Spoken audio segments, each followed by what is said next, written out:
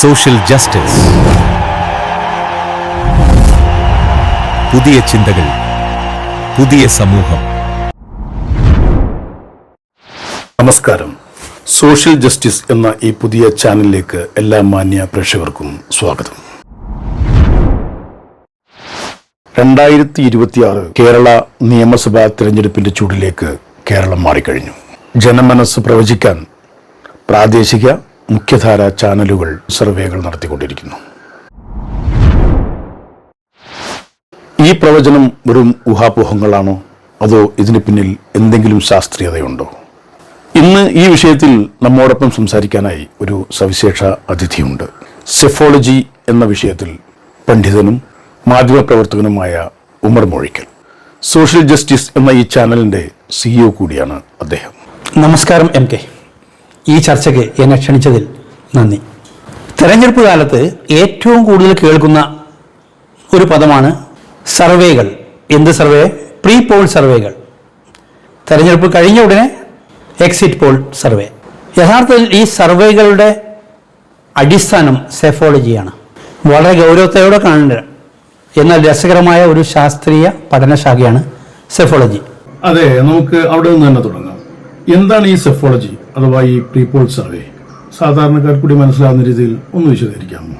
തീർച്ചയായും നമുക്ക് അവിടെ നിന്ന് തന്നെ തുടങ്ങാം. സെഫോളജി എന്ന വാക്കുണ്ടായത് ഗ്രീക്ക് പദമായ സെഫോസ് എന്നതിൽ നിന്നാണ്. സെഫോസ് എന്ന് പറഞ്ഞാൽ ചെറിയ കല്ല്, ഉരുളൻ കല്ല്, അല്ലെങ്കിൽ വോട്ട് എന്ന അർത്ഥവും ഗ്രീക്കിൽ അതിനുണ്ട്. പണ്ട് കാലത്ത് വോട്ട് രേഖപ്പെടുത്താൻ, ആ കാലത്ത് തന്നെ പുരാതന ജനാധിപത്യം ഉണ്ടല്ലോ, വോട്ട് രേഖപ്പെടുത്താൻ ചെറിയ ഉരുളൻ കല്ലുകൾ ഒരു പെട്ടിയിൽ നിക്ഷേപിക്കുന്ന പരിപാടിയായിരുന്നു. അങ്ങനെയാണ് ഈ സെഫോളജി എന്ന പേര് ഇതിന് വന്നത്. ചുരുക്കത്തിൽ തെരഞ്ഞെടുപ്പുകളെയും വോട്ടിംഗ് രീതികളെയും കുറിച്ച് സ്ഥിതിവിവരണ കണക്കുകൾ, സ്റ്റാറ്റിക്സ് എന്ന് പറയുമല്ലോ, അതിൻ്റെ സഹായത്തോടെ നടത്തുന്ന ശാസ്ത്രീയ പഠനമാണ് സെഫോളജി എന്ന് പറയുന്നത്. ഇത് വോട്ടർമാരുടെ മനോഗതി വിശകലനം ചെയ്യാനും ഫലങ്ങൾ പ്രവചിക്കാനും വിശദീകരിക്കാനും സഹായിക്കുന്നു. ആധുനിക ജനാധിപത്യത്തിൽ statistics, sociology, psychology, data science എന്നിവയെല്ലാം ചേർത്തുകൊണ്ടാണ് സെഫോളജി വരുന്നത്. താങ്കൾ വ്യക്തമായി പറഞ്ഞു. പക്ഷെ ഒരു സംശയം, കേരളത്തിലെ വനപ്രദേശങ്ങളിൽ, ഗ്രാമങ്ങളിൽ, നഗരങ്ങളിലൊക്കെ താമസിക്കുന്ന കൂടാനുകൂടി വോട്ടർമാരുണ്ട്. അതിൽ നിന്ന് ചിലരുടെ മാത്രം അഭിപ്രായം എടുത്ത് ഇങ്ങനെ ഒരു തീരുമാനത്തിൽ അല്ലെങ്കിൽ ഇങ്ങനെ ഒരു നിഗമനത്തിൽ എത്തിച്ചേരുന്നത് എത്രത്തോളം ശാസ്ത്രീയമാണ്? ഈ റാൻഡം സാമ്പിളിംഗ് എന്ന് പറയുന്നത് തന്നെ എത്രത്തോളം ശാസ്ത്രീയമാണ്? താങ്കൾ പറഞ്ഞത് ശരിയാണ്. പലതരത്തിലുള്ള സാമ്പിളിംഗ് രീതിയുണ്ട്. ഒന്ന് സിമ്പിൾ റാൻഡം സാമ്പിളിംഗ് എന്ന് പറയും. രണ്ടാമത് സ്ട്രാറ്റിഫൈഡ് സാമ്പിളിംഗ്. മൂന്നാമത്തേത് ക്ലസ്റ്റർ സാമ്പിളിംഗ്. നാലാമത്തേത് systematic sampling. Simple random sampling എന്ന് പറഞ്ഞാൽ എല്ലാവർക്കും തുല്യ സാധ്യത.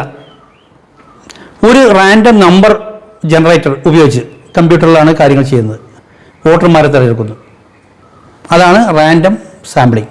രണ്ടാമത്തത് സ്ട്രാറ്റിഫൈഡ് സാമ്പിളിംഗ് ആണ്. എന്ന് വെച്ചാൽ ജനസംഖ്യയെ ജാതി, മതം, പ്രായം, വരുമാനം, ലിംഗഭേദം, ആണ്, പെണ്ണ്, ഇതൊക്കെ വിഭജിച്ചുകൊണ്ട് അതിൽ നിന്നും അനുപാതത്തിൽ ഓരോന്നിനും ഇത്ര ശതമാനം എന്ന് കണക്കുണ്ടല്ലോ, ആ അനുപാതത്തിൽ മാത്രം അത്തരം ആളുകളോട് ചോദ്യം ചോദിക്കുന്ന രീതിയാണ്. മൂന്നാമത്തെ ക്ലസ്റ്റർ സാമ്പിളിംഗ് ആണ്. ഒരു മണ്ഡലത്തെ വിവിധ ഭാഗങ്ങളായി തിരിച്ച്, ഇപ്പോൾ LDFന് സ്വാധീനമുള്ള മേഖല ഒന്ന്, UDFന്റെ സ്വാധീനമുള്ള മേഖല ഒന്ന്, BJPക്ക് സ്വാധീനമുള്ള മേഖല ഒന്ന്, ഇങ്ങനെ ഓരോ കക്ഷിക്കും മുൻതൂക്കമുള്ള ഏരിയകൾ കൂടി ഉൾക്കൊള്ളിക്കുന്ന രൂപത്തിലുള്ള അവർ ഈ ക്ലസ്റ്റർ സാമ്പിളിംഗ് ചെയ്യുന്നത്.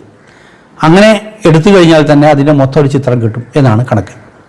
സിസ്റ്റമാറ്റിക് സാമ്പിളിംഗ് പറയുന്നത് ഓരോ, ഉദാഹരണം പറയുകയാണെങ്കിൽ ഓരോ 100ാമത്തെ ആളെ അല്ലെങ്കിൽ 1000ാമത്തെ വോട്ടർ പട്ടികയിലെ 1000ാമത്തെ ആളെ ആ മണ്ഡലത്തിലെ ഫുൾ ആളുകളെയും അങ്ങനെ തിരഞ്ഞെടുത്തുകൊണ്ട് അവരോട് കൃത്യമായി അവരെ സമീപിച്ചുകൊണ്ട് അതിൻ്റെ ഫീഡ്ബാക്ക് വാങ്ങുന്ന സമ്പ്രദായമാണിത്. ഈ സർവേയിൽ ചോദിക്കുന്ന ചോദ്യങ്ങൾക്ക് വലിയ പ്രാധാന്യമില്ല. എന്തൊക്കെയാണ് ചോദ്യങ്ങളായിട്ട് തിരഞ്ഞെടുക്കാറുള്ളത്? ചില ലീഡിംഗ് ക്വസ്റ്റ്യൻസ് അഥവാ ചില ഉത്തരങ്ങൾ പ്രതീക്ഷിച്ചുകൊണ്ടുള്ള ചോദ്യങ്ങൾ, അത് ശരിയായ രീതിയാണോ? തീർച്ചയായും MK, സർവേയിൽ ചോദിക്കുന്ന ചോദ്യങ്ങൾക്ക് വളരെയധികം പ്രാധാന്യമുണ്ട്. അതുകൊണ്ട് തന്നെ ഈ ക്വസ്റ്റ്യനെയർ, ഈ ചോദ്യാവലി ഡിസൈൻ ചെയ്യുക എന്നുള്ളത് വളരെ ശ്രദ്ധയോടുകൂടി ചെയ്യുന്നൊരു കാര്യമാണ്. വോട്ടറുടെ തീരുമാനത്തെ സ്വാധീനിക്കുന്ന രൂപത്തിലുള്ള ചോദ്യങ്ങൾ പാടില്ല. അതാണ് താങ്കൾ പറഞ്ഞ ലീഡിംഗ് ക്വസ്റ്റ്യൻസ് എന്നുകൊണ്ട് ഉദ്ദേശിച്ചത്. ഇപ്പോൾ ഉദാഹരണം പറയുകയാണെങ്കിൽ സർക്കാർ പ്രവർത്തനം എങ്ങനെ വിലയിരുത്തുന്നു എന്ന് നമുക്ക് ചോദിക്കാം. അത് ആരോട് ചോദിക്കാവുന്നതാണ്. നിങ്ങളുടെ പ്രധാന പ്രശ്നം എന്താണ്, അല്ലെങ്കിൽ രാജ്യത്തിൻ്റെ പ്രധാന പ്രശ്നം എന്താണ്?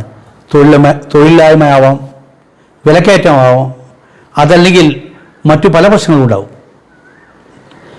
ഇനി ഇത്തരം വിവരങ്ങൾ ശേഖരിക്കുവാൻ പല രീതികളുണ്ട്. ഇന്ത്യയിൽ, പ്രത്യേകിച്ച് കേരളത്തിൽ ഏറ്റവും കൂടുതൽ ഉപയോഗിക്കുന്നത് ഫേസ് ടു ഫേസ് ആണ്. മുഖാമുഖമായ ചർച്ചകളാണ്, നേരിട്ട് തന്നെ ആളെ കണ്ടിട്ട് രീതി. വോട്ടറുടെ വീട്ടിലെത്തി നേരിട്ട് ചോദ്യാവലികൾ പൂരിപ്പിക്കുന്ന രീതിയുമുണ്ട്. ഇതിനു പുറമെ ടെലിഫോൺ സർവേ, ഇപ്പോൾ ഈ അടുത്ത് കേരളത്തിലെ ഏറ്റവും കൂടുതൽ ആളുകൾ പങ്കെടുത്തു എന്ന് പറഞ്ഞുകൊണ്ട് മനോരമ നടത്തിയ സർവേ ടെലിഫോണിക് സർവേയാണ്. കൂടുതൽ ആളുകൾ അതിൻ്റെ പാർട്ടിസിപ്പേഷൻ വർദ്ധിച്ചു. ഓൺലൈൻ സർവേസ്, മറ്റൊന്ന് ഓൺലൈനിലൂടെ സർവേ നടത്തുന്നതാണ്. ഈ രീതികളൊക്കെ ഉപയോഗിക്കാറുണ്ട് ഇപ്പോൾ. ഇവിടെയാണ് പല സർവേകളും തെറ്റുന്നത്. വോട്ട് ശതമാനം ശരിയായാലും അത് സീറ്റിലേക്ക് മാറുമ്പോൾ തെറ്റിപ്പോകുന്നു. ഉദാഹരണത്തിന് 40% വോട്ട് നേടിയിട്ടുള്ളവർ തന്നെ 60% സീറ്റുകൾ നേടുന്നു. ഈ വോട്ട് ഷെയറിനെ സീറ്റാക്കി മാറ്റുന്നതിന്റെ ഒരു മാജിക് ആണ്. താങ്കൾ പറഞ്ഞതുപോലെ വളരെ സങ്കീർണമായ ഒരു പ്രക്രിയയാണ് ഈ സാമ്പിൾ കളക്ഷൻ. അതുപോലെ തന്നെ എല്ലാ വിഭാഗം ആളുകളുടെയും സാമ്പിളുകൾ പക്ഷേ കിട്ടിക്കൊള്ളുന്നുമില്ല. ഉദാഹരണത്തിന് ഏറ്റവും കൂടുതൽ നഗരങ്ങളിൽ, അങ്ങാടികളിലൊക്കെ ഏറ്റവും കൂടുതൽ പുരുഷന്മാരായിരിക്കും. പല സർവേ ഏജൻസികളും ടൗണുകളിൽ നിന്നാണ് വിവരങ്ങൾ ശേഖരിക്കുന്നത്. അപ്പോൾ കൂടുതൽ പുരുഷന്മാരായിരിക്കും. അപ്പോൾ അവിടെ എന്ത് ചെയ്യുമെന്ന് അറിയോ? ആ മണ്ഡലത്തിലെ സ്ത്രീകളുടെ അനുപാതം 51% സ്ത്രീകളും 40% പുരുഷന്മാരുമാണെങ്കിൽ ആ എടുത്ത സാമ്പിൾ ആ പ്രപ്പോർഷനിലേക്ക് ഉയർത്തും. അങ്ങനെയാണ് അതിനെ ബാലൻസിങ് ചെയ്യുന്നത്. ഇന്ത്യയിൽ ഉപയോഗിക്കുന്ന സമ്പ്രദായം ഫസ്റ്റ് പാസ്റ്റ് ദ പോസ്റ്റ് സിസ്റ്റമാണ്. അതായത് പഴയ കാലത്ത് നമ്മളിപ്പോഴും തുടരുന്നത് ബ്രിട്ടീഷുകാരുണ്ടാക്കിയ സിസ്റ്റങ്ങളാണല്ലോ. അപ്പോൾ അവിടെയൊക്കെ കുതിരപ്പന്തയത്തിന് ആദ്യം അന്ന് ഒരു കോൺക്രീറ്റ് തൂണായിരിക്കും. ആ തൂണ് കിടക്കുന്ന കുതിരയാണ്. അതൊരു ഇഞ്ചാണെങ്കിൽ പോലും, ഒരു സെൻറ്റിമീറ്റർ ആണെങ്കിലും ആ കുതിര വിജയി പ്രഖ്യാപിച്ചു. ഇന്ത്യൻ തെരഞ്ഞെടുപ്പുകളുടെ രീതിയും അതുതന്നെയാണ്. എന്ന് വെച്ചാൽ ഒരു മണ്ഡലത്തിൽ 1000 വോട്ടർമാരാണെങ്കിൽ 5 സ്ഥാനാർത്ഥികൾ മത്സരിച്ചാൽ എല്ലാവർക്കും ഒരാൾക്ക് 201 കിട്ടി, ബാക്കിയുള്ളവർക്ക് 200 199 കിട്ടിയാലും 201കാരൻ ആ 1000 ആളുകളെ പ്രതിനിധിയാവുന്ന ഒരു രീതിയാണ്. ഇങ്ങനെയുള്ള സമ്പ്രദായത്തിൽ സ്വാഭാവികമായും സാമ്പിൾ ശേഖരിക്കുമ്പോൾ ഈ അട്ടിമറി നടക്കുന്നത് അവിടെയാണ്. ഇപ്പോൾ ഉദാഹരണം പറയുകയാണെങ്കിൽ കേരളത്തിൽ UDFനെ സംബന്ധിച്ചിടത്തോളം അതിൻ്റെ വോട്ട് ബാങ്കിൽ പ്രധാനപ്പെട്ട ഒന്നാണ് മലപ്പുറം ജില്ലയിലെ മുസ്ലിം ലീഗിൻ്റെ വോട്ടുകൾ. പല മണ്ഡലങ്ങളിലും വൻ ഭൂരിപക്ഷമാണ് ഉണ്ടാവാറുള്ളത്. പക്ഷേ കേരളത്തിലെ മൊത്തത്തിലുള്ള സാമ്പിളുകളിൽ ആ വോട്ടുകൾ മലപ്പുറം ജില്ലയിലെ 16 മണ്ഡലങ്ങളിൽ മാത്രം വിഭജിച്ചു പോവുകയാണ് ചെയ്യുന്നത്. അപ്പോൾ പാലക്കാട് ജില്ലയെ പോലുള്ള ഒരു ജില്ലയിൽ വളരെ ചെറിയ മാർജിനിൽ കൂടുതൽ സീറ്റുകൾ വാങ്ങുന്ന പാർട്ടിക്ക് ഈ ഒരു വോട്ടിൻ്റെ ഇവിടെ ഭൂരിപക്ഷം കൂടിയാലും അതുകൊണ്ടുള്ള അഡ്വാൻറ്റേജ് ജനാധിപത്യത്തിൽ കാണുന്നില്ല. അതുകൊണ്ടാണ് ഈ സാമ്പിളിംഗ് പലപ്പോഴും നമ്മുടെ കണക്കുകൾക്ക് അപ്പുറം പോകുന്നത്. ഒരു തെരഞ്ഞെടുപ്പിൽ കിട്ടുന്ന വോട്ടുകൾ, അതിൽ നിന്നുമുള്ള മാറി ചിന്തിക്കുന്ന ആളുകളുടെ വോട്ടിൻ്റെ ശതമാനമാണ് നമ്മൾ സ്വിംഗ് എന്ന് പറയുന്നത്. ഈ സ്വിങ്ങിൽ വെറും 3-4% സ്വിംഗ് സംഭവിക്കുമ്പോൾ നമ്മൾ എഴുതുന്ന പോലെ 71 69 അല്ല കേരളത്തിൽ സംഭവിക്കുക. ഒരുപക്ഷെ 100 മറുഭാഗത്ത് 40 സംഭവിക്കാറുള്ളത്. ഇതുകൊണ്ടാണ് ഈ first past the post system എന്ന സമ്പ്രദായം കൊണ്ടാണ് തെരഞ്ഞെടുപ്പ് സർവേകളിൽ ഈ അട്ടിമറി നടക്കുന്നത്. ഈ മേഖലയെ ജനകീയമാക്കിയ പല പ്രശസ്തരും ഉണ്ടല്ലോ, അതിൽ ചിലരെ കുറിച്ചൊന്ന് പരാമർശിക്കാമോ? താങ്കളുടെ ചോദ്യം മനസ്സിലായി. സഫോളജി എന്ന ഈ രംഗത്തെ ഒരുപാട് വിദഗ്ധരുണ്ട്. എല്ലാ രംഗത്തും വിദഗ്ധരുണ്ടാവും. ഈ രംഗത്തും കുറേ വിദഗ്ധരുണ്ട്.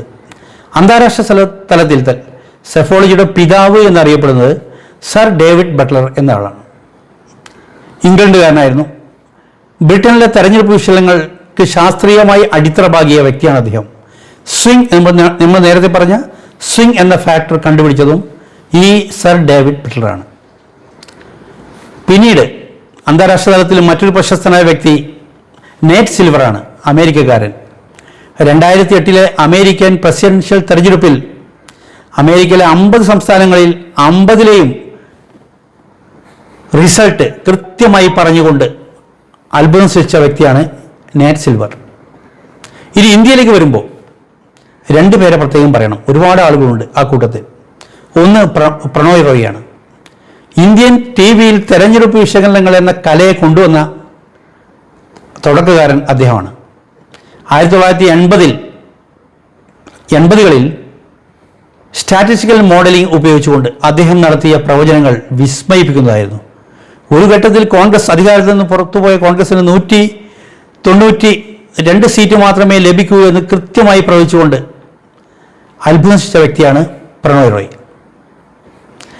എന്നാൽ പ്രണോയ് റോയിയുടെ തൊട്ടടുത്ത് തന്നെ, അല്ലെങ്കിൽ അതിനേക്കാളും ഉപരിയായി സെഫോളജിയിൽ മികവ് പുലർത്തുന്ന മറ്റൊരു വ്യക്തിയുണ്ട്, യോഗേന്ദ്ര യാദവ്.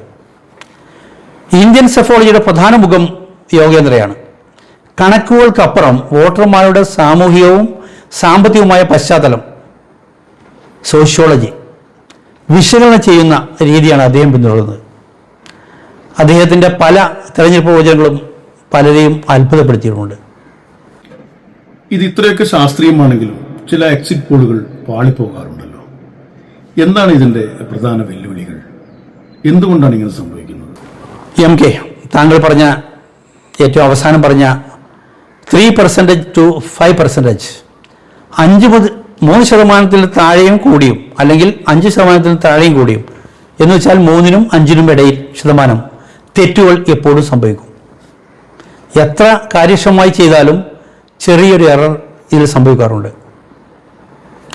അതിന് കാരണം സെഫോളജി എന്ന് പറയുന്നത് സാമൂഹ്യ ശാസ്ത്രമാണ്, ഒരു സോഷ്യൽ സയൻസാണ്, പ്രകൃതിശാസ്ത്രമല്ല. മനുഷ്യ മനസ്സിനെ പ്രവചിക്കാൻ പലപ്പോഴും ബുദ്ധിമുട്ടാണ്. അതിൻ്റെ പ്രധാനപ്പെട്ട വെല്ലുവിളികൾ നിങ്ങൾ ചോദിച്ചുള്ള എന്താണ് ചാലഞ്ച്? ഇതാണ്. ഒന്ന്, തെറ്റായ സാമ്പിളിംഗ് രീതി. പണം വാങ്ങി രാഷ്ട്രീയ പാർട്ടികൾക്ക് വേണ്ടി, മുന്നണികൾക്ക് വേണ്ടി സർവേ ഒരുക്കി ജനമനസ്സുകളെ സ്വാധീനിക്കാനുള്ള ശ്രമം നടത്തുന്നുണ്ട്. മസ്തിഷ്ക പ്രക്ഷാളനം, ബ്രെയിൻ വാഷിംഗ് നടത്താൻ ഈ ഒരു ഏർപ്പാട് മുമ്പേ തുടങ്ങിയതാണ്. അതാണ് തെറ്റായ സാമ്പിൾ രീതി. ഒന്ന്. രണ്ടാമത്, നഗരങ്ങളിലെ അഭിപ്രായങ്ങൾക്ക് കൂടുതൽ പ്രാധാന്യം വരുന്നു. ഒരു അർബൻ ക്യാരക്ടർ അതിന് വരികയാണ്. കാരണം എല്ലാം നഗരങ്ങളിലാണ്, എല്ലാ പരിപാടികളും റാലികളും ഒക്കെ നഗരങ്ങളിലാണ്. ഇത് കണ്ടിട്ട് നഗരങ്ങളിൽ നിന്നാണ് സാമ്പിളുകൾ അധികം എടുക്കാറുള്ളത്. അത് തെറ്റായ പ്രവണതയാണ്. പ്രത്യേകിച്ച് ഇന്ത്യയിൽ ഭൂരിഭാഗവും ഗ്രാമങ്ങളാകുമ്പോൾ ആ സാമ്പിളിംഗ് തെറ്റിപ്പോകും. പിന്നെ ആളുകളുടെ മടി, അതല്ലെങ്കിൽ ഭയം. വോട്ട് ആർക്കാണ് ചെയ്തതെന്ന് വെളിപ്പെടുത്തിയാൽ അത് മറ്റുള്ളവർ അറിഞ്ഞു കഴിഞ്ഞാൽ അതിൻ്റെ പ്രത്യാഘാതം ഉണ്ടാകുമെന്ന് ഭയപ്പെടുന്ന പാവം ഗ്രാമീണരുണ്ട്. അതുപോലെ തന്നെ അത് പറഞ്ഞാൽ ഞങ്ങളെ തെറ്റിദ്ധരിക്കുമോ എന്ന് കരുതുന്നവരുണ്ട്. അപ്പോൾ അതുകൊണ്ട് എന്തെങ്കിലുമൊക്കെ പറഞ്ഞ് ഉത്തരം പറഞ്ഞിട്ട് രക്ഷപ്പെടുന്ന ആളുകളുണ്ട്. വോട്ടെടുപ്പിന് തൊട്ടടുത്ത ദിവസങ്ങളിൽ വോട്ടർമാരുടെ മനസ്സ് മാറുന്നവരൊക്കെയുണ്ട്. ഏറ്റവും അവസാനത്തെ ചില അടിയൊഴുക്കുകളിൽ, പ്രചരണങ്ങളിൽ, കിംവദന്തികളിൽ വോട്ടർമാർ മനസ്സ് മാറ്റും. പ്രത്യേകിച്ച് ചില സമുദായങ്ങൾ, ചില സമൂഹങ്ങൾ, ചില കുടുംബങ്ങൾ കൂട്ടായി വോട്ട് മാറ്റി ചിന്തിക്കുമ്പോൾ തെരഞ്ഞെടുപ്പ് വിശകലനങ്ങൾ തെറ്റിപ്പോകും. മറ്റൊന്ന്, തെറ്റായ ചോദ്യാവലിയാണ്. ക്വസ്റ്റ്യൻ തയ്യാറാക്കുമ്പോൾ ഉണ്ടാകുന്ന തെറ്റുകളാണ് മറ്റൊന്ന്. അതുകൊണ്ടാണ് തെരഞ്ഞെടുപ്പ് മുമ്പ് നടത്തുന്ന ഒപ്പീനിയൻ പോൾ അതിനേക്കാളും വോട്ട് ചെയ്ത ശേഷം ബൂത്തിൽ നിന്നിറങ്ങിയ വോട്ടർമാരെ കണ്ട് വിവരം ശേഖരിച്ച് ഉണ്ടാക്കുന്ന എക്സിറ്റ് പോളുകൾക്കാണ് കൂടുതൽ വിശ്വസ്തത. വോട്ടിംഗ് നടക്കുന്ന സമയത്ത് എക്സിറ്റ് പോൾ പ്രസിദ്ധീകരിക്കാൻ പാടില്ല എന്ന ഇലക്ഷൻ കമ്മീഷൻ ഓഫ് ഇന്ത്യയുടെ നിയമത്തെപ്പറ്റി നിങ്ങൾക്കൊക്കെ അറിയാമല്ലോ. ചുരുക്കത്തിൽ സെഫോളജി എന്നത് തെരഞ്ഞെടുപ്പുകളെ പഠിക്കുന്ന ഒരു ശാസ്ത്ര ശാഖയാണ്. ശരിയായ രീതിയിൽ ഉപയോഗിച്ചാൽ അത് ജനാധിപത്യത്തിൽ ജനങ്ങളുടെ രാഷ്ട്രീയ മനോഭാവം മനസ്സിലാക്കാൻ സഹായിക്കുന്ന മികച്ചൊരു ഉപകരണം തന്നെയാണ്. സെഫോളജിയെക്കുറിച്ചും തെരഞ്ഞെടുപ്പ് പ്രവചനങ്ങളുടെ ശാസ്ത്രീയതയെക്കുറിച്ചുമൊക്കെ വിശദമായി പറഞ്ഞു തന്നതിന് നന്ദി. തെരഞ്ഞെടുപ്പുകൾ വെറും ഒരു വോട്ട് രേഖപ്പെടുത്തൽ മാത്രമല്ല, കൃത്യമായ ഡാറ്റയും സ്ഥിതിവിവരക്കണക്കുകളും ചേർന്ന ഒരു ശാസ്ത്രീയ പ്രക്രിയ കൂടിയാണ്. നിങ്ങളിനി ഒരു സർവേ ഫലം കാണുമ്പോൾ അതിൻ്റെ പിന്നിലെ ശാസ്ത്രവും വെല്ലുവിളികളും എല്ലാം ശ്രദ്ധിക്കുമല്ലോ. പുതിയൊരു രാഷ്ട്രീയ വിഷയവുമായി നമുക്ക് വീണ്ടും കാണാം. Thank you.